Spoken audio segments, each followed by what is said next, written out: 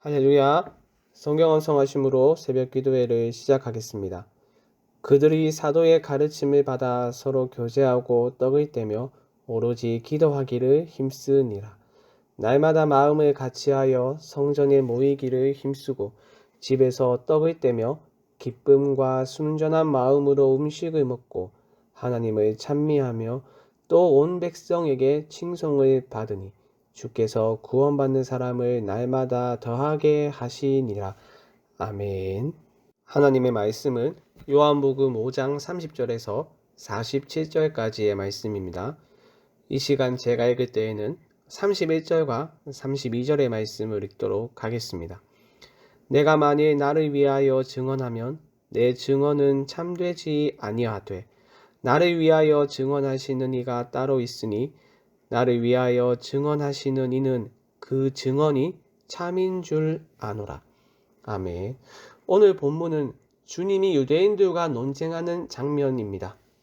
이 논쟁은 주님이 38년 된 병자를 치유하시면서 촉발되었는데요.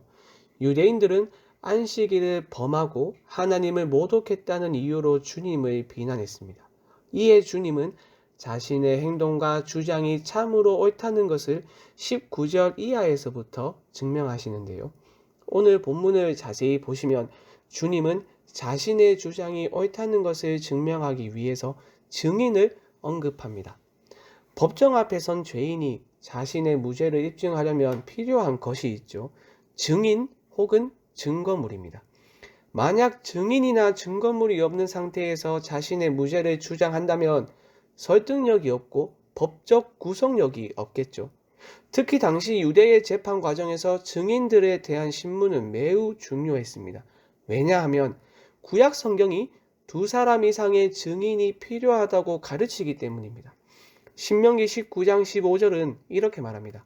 사람의 모든 악에 관하여 또한 모든 죄에 관하여는 한 증인으로만 정할 것이 아니요 2 증인의 입으로나 또는 3 증인의 입으로 그 사건을 확정할 것이며, 그래서 주님은 내 증인을 언급함으로써 유대인의 비난을 반박하고 자신이 옳다는 것을 입증합니다.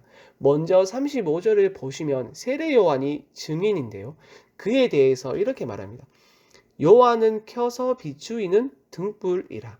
너희가 한때 그 빛에 즐거이 있기를 원하였거니와. 요한은 참 빛이신 주님을 비추는 등불의 역할을 했습니다. 그리고 유대인들은 이 요한을 따랐습니다. 비록 그것 또한 한때이긴 했지만 그들은 잠시나마 요한의 메시지에 반응했습니다.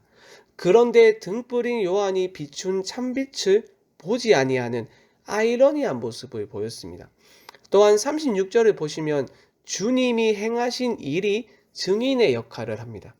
내게는 요한의 증거보다 더 큰 증거가 있으니 아버지께서 내게 주사 이루게 하시는 역사, 곧 내가 하는 그 역사가 아버지께서 나를 보내신 것을 나를 위하여 증언하는 것이요. 주님이 행하신 일과 하신 말씀의 근원은 하나님 아버지입니다. 주님의 대적자들이 믿는다고 고백하는 하나님 아버지가 이 놀라운 역사의 근원이었습니다. 그들은 주님이 행하신 역사 안에서 하나님의 손길을 보아야 했으며 또 주님의 말씀 안에서 하나님의 음성을 들어야 하였습니다. 그런데 정작 그들은 예수를 믿지 않는 아이러니함을 보였습니다. 또한 그들은 하나님 아버지의 증언이 있음에도 불구하고 예수를 믿지 않았습니다. 37절 상반절을 보시죠. 또한 나를 보내신 아버지께서 친히 나를 위하여 증언하셨느니라. 마지막으로 그들이 열심히 연구하였던 성경의 증언 또한 듣지 않았습니다. 39절의 말씀을 보시죠.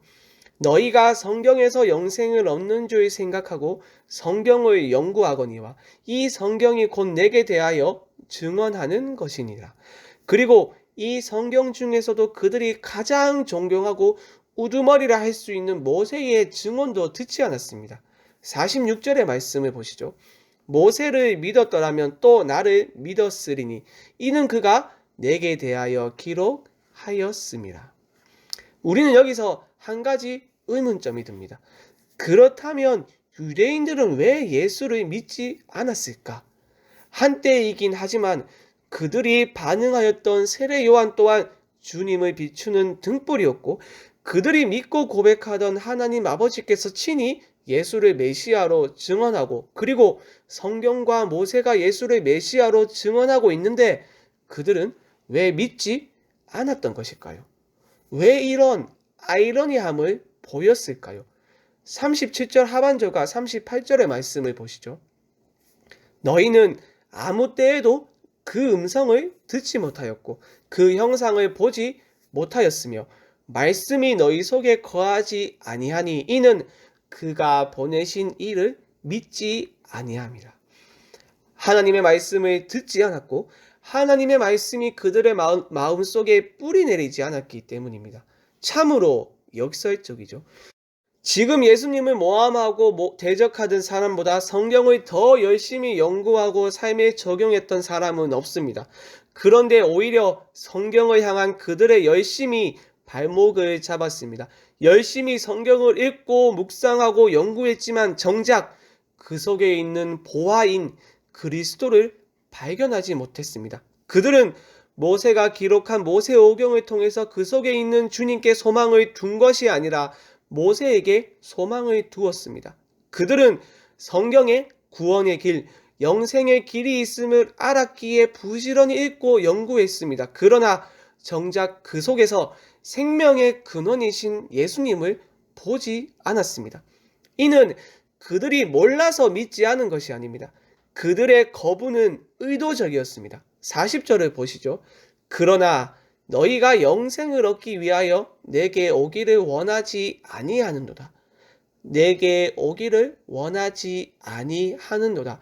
의도적으로 주님께 오지 않았습니다. 그 결과 그들이 존경하던 모세로부터 고발을 당한다고 말씀하십니다. 45절을 보시죠. 내가 너희를 아버지께 고발할까 생각하지 말라. 너희를 고발하는 이가 있으니 곧 너희가 바라는 자 모세니라. 여러분, 이와 같은 아이러니한 상황이 왜 발생했다고요? 그들의 마음에 말씀이 깊이 뿌리 내리지 않았고 그들이 하나님의 말씀을 듣지 않았기 때문입니다. 사랑하는 여러분, 성경은 그저 말씀을 읽는 것에 만족하지 말고 그 말씀이 마음속까지 뿌리 내리는 것을 강조합니다. 골로새서 3장 16절 상반절은 이렇게 말합니다. 그리스도의 말씀이 너희 속에 풍성히 거하여. 그저 말씀을 읽고 피상적으로 아는 것에 그치는 것이 아니라 그 속에서 보화이신 주님을 발견해야 합니다. 생명의 근원이신 주님을 발견해야 합니다. 우리가 이것을 깨닫지 못한다면 성경을 열심히 읽고 묵상하고 적용하는 그 모든 것이 무의미할 뿐입니다. 그러니 우리가 하나님께 구해야 하는 것은 하나님의 말씀을 들을 수 있는 귀를 열어주시고 그 말씀이 우리의 마음 깊이 뿌리 내리도록 내 속에서 그 말씀이 풍성히 거하도록 은혜를 부어달라고 간구해야 합니다. 말씀을 들을 때에도 겸손과 온유로 하나님의 말씀을 들어야 합니다. 그래야 우리가 살 수 있으며 영생을 얻고 그리스도의 충만한 생명력을 누릴 수 있습니다. 하나님의 말씀이 여러분의 마음속에 거함으로 말미암아 말씀이 들려지고 말씀이 깨달아지는 놀라운 은혜가 임하길 바랍니다. 그리하여 생명의 근원이신 그리스도를 발견하고 생명을 얻고 또 생명을 누리는 여러분이 되길 바랍니다. 우리 말씀 생각하며 합심으로 기도하겠습니다. 하나님, 우리의 귀를 열어주셔서 말씀이 들리게 하시고 들은 말씀이 마음속에 풍성히 거하도록 붙들어 주시옵소서. 그리하여 말씀 속에서 주님을 발견하고 영생을 누릴 수 있도록 은혜를 주시옵소서. 월요일은 다음 세대를 위해서 기도하는 날입니다. 하나님, 다음 세대에게 특별한 은혜를 부어 주시옵소서.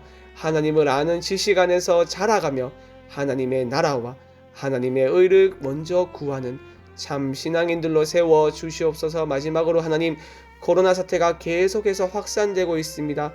하나님이 이 사태를 속히 종식시켜 주시고 이 일을 통하여 한국교회가 다시 복음으로 돌아가 복음의 능력을 회복할 수 있도록 이 땅의 교회를 붙들어 주시옵소서. 이 외에도 개인의 기도 제목을 가지고 자유롭게 기도하시면 되겠습니다. 주님의 이름을 한번 부르고 자유롭게 기도하겠습니다. 주여